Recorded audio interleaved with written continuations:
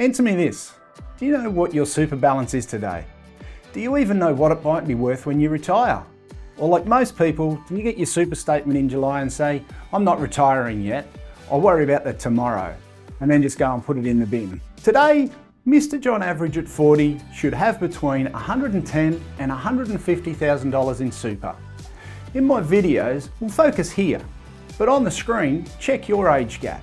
What age are you at? Do you have more than the average at the moment, or currently below par? By using the Money Smart calculator, we now know at the age of 60, John should have approximately $565K towards retirement. But is that enough? And how long will that last? Well, recent study in June 2024 by the Association of Superannuation Funds of Australia has worked out that John will need $52,085 per year to live on comfortably.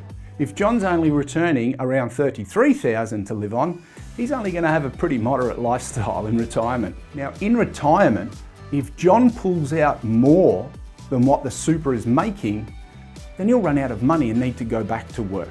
Before we look at self-managed super funds, have you actually thought about how much you'll need in retirement? Everyone has a different plan. If you're like John and you have your $565,000 and you get the returns of $52,000, will that be enough? Do you want to travel locally or internationally? John's single today, but maybe there'll be future kids or grandkids to think about. Now, your car might be new at 60, but will that last all the way into retirement? And will you need updating plus the yearly servicing? Maybe you've done well and paid off your family home, but will the bathroom or the kitchen need a reno at some point? What are the possible maintenance costs? You may possibly want to move. What are the buying and selling costs going to be?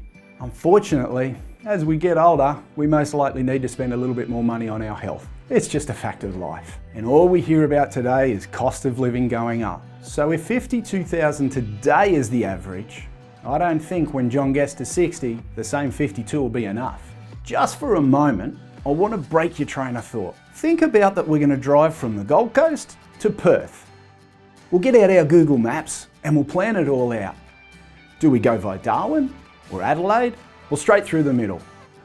Where are we going to stop along the way? What possible roadblocks do we hit? How much will it cost? And when do we want to arrive? And what are we going to do when we get there? If you do nothing else, go get the super statement out of the bin. Use the tools that I've shown you and Google map out your own retirement strategy.